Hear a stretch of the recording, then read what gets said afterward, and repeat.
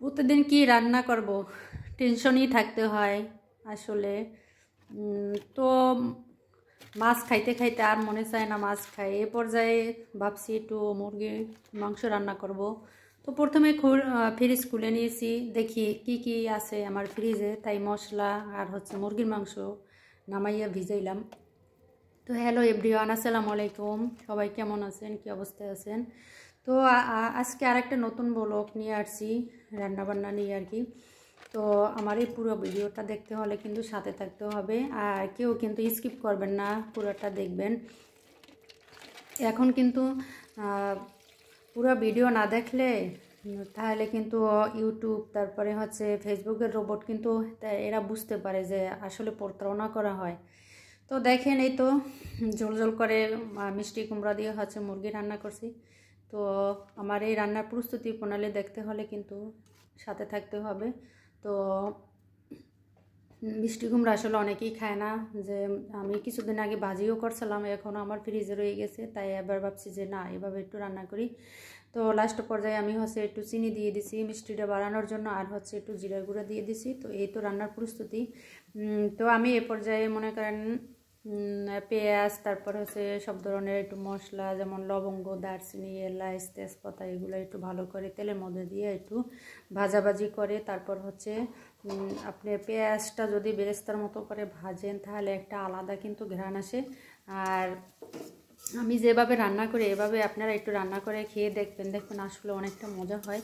তো আমিও অবাক হয়ে গেছি, অনেকটাই মজা হয়েছিল। আর ঘ্রাণে যখন মশলাটা ভাজা হয়ে গেছিলো, সেন্টে ঘ্রাণে একবারে মৌ মৌ করছিল, খুবই ভালো লাগছিল। তো এই যে পর্যায়ে দেখেন আমার হচ্ছে বেরেস্তা হয়ে গেছে। তারপরে আমি হচ্ছে মুরগির মাংসটা দিয়ে দেবো। তো এই পৃথিবীতে দেখেন কত মানুষ আছে, মানে আপনার সমালোচনা নিয়ে ব্যস্ত থাকবে, কিন্তু আপনি যে ঘরে না খাইয়ে থাকবেন সেটা নিয়ে আপনার কেউ সমালোচনা করবে না।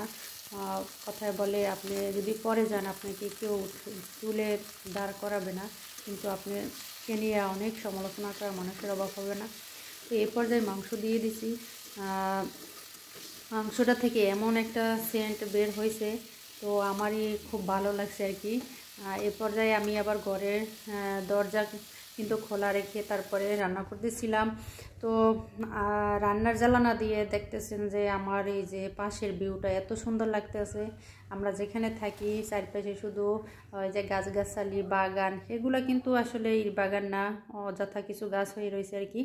তো এ পর্যায়ে দেখেন আমি মাংসটা একবারই তেলের মধ্যে কিন্তু মাখা মাখা করে ভেজে নিছি। আমি কিন্তু এর আগে কোনো মশলা অ্যাড করি নাই, শুধু এটার মধ্যেই ভাজছি আর কি। এ পর্যায়ে আমি দিয়ে দিছি লবণ, তারপরে দিয়ে দিছি আদা রসুন বাটা। তারপরও এগুলো আবার একটু ভালো করে আপনার তেলের মধ্যে আরও 4-5 মিনিট সুন্দর করে তারপরে হচ্ছে আপনার ভাজতে হবে যাতে ঘ্রাণটা ভালো হয়। এই পর্যায়ে যখন আদা দিয়ে দিছি তখন তো আরও সেই ঘ্রাণ বের হয়ে গেছে। তো পাশের এক ভাবি বলছে, ভাবি আপনি কি রান্না করেন, ঘ্রাণে তো ঘরে থাকা যায় না। আমি বলছি যে না, আমি একটু মুরগি রান্না করতেছিলাম। কয় এত ঘ্রাণ বের হয়েছে? আমি কি না ভাবি, আমার কাছেও ভালো লাগতেছে।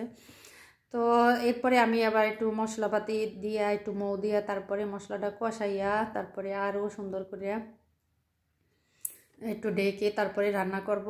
যখন রান্নাটা মাংসটা সিদ্ধ হয়ে আসবে তখন আমি কিন্তু এর সাথে মিষ্টি কুমড়া অ্যাড করব। তো এই পর্যায়ে ঢাকনা দিয়ে ঢেকে আমার মাংস রান্না করতেছে। আর এই পর্যায়ে আমি আবার হচ্ছে রাইস কুকারে ভাত বসিয়ে দিয়েছি এই যে।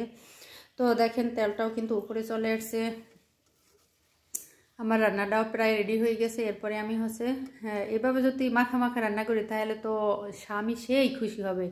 সে মনে করেন মিষ্টি কুমড়া পছন্দই করে না, আর মিষ্টি কুমড়া দিয়ে মাংস কোনোটাই সে পছন্দ করে না। যেমন গরু হোক তারপরে হয়েছে মুরগি, তাকে যদি বুনা বুনা করে দেওয়া হয় সেটাতেই সে খুশি। আমি বলছি না, এবার চান্দু তোমার আর বুনা খাওয়াবো না, এবার একটু মিষ্টি কুমড়া দিয়েই খাওয়াবো।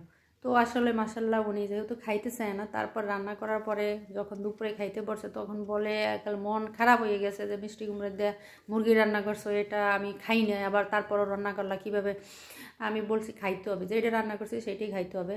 তারপরে পাতে নিয়ে যখন খাইলো তখন তো সেই মজা পাইলো, বললো যে না ভালোই হয়েছে। এরপরে আবার মাছ, শুধু কি মাংস দিয়ে খাওয়া হবে, সাথে একটু আবার মাছও রান্না করলাম। এটা হচ্ছে আপনার নদীর পোমা মাছ। তো পোমা মাছটা আমি শুধু মশলা মাখাইয়া তারপরে হয়েছে যে ভুনা করতেছি। এখানে কিন্তু মাছটা আগে ভাজে নাই। এই মাছটাও কিন্তু খেতে অনেক মজা হয়েছিল। আর হয়েছে ভুনা ভুনা রান্না করলে কিন্তু ভালো লাগে। তো আমার ভিডিওটা দেখার পরে যদি কেউ ভালো লাগে থাকে, প্লিজ সবাই আমাকে সাবস্ক্রাইব করবেন, ভালোবাসা দিবেন, সাপোর্ট করবেন, লাইক শেয়ার কমেন্ট করতে ভুলবেন না। আপনাদের কাছ থেকে বিদায় নিলাম। সবাই ভালো থাকবেন। আল্লাহ হাফেজ।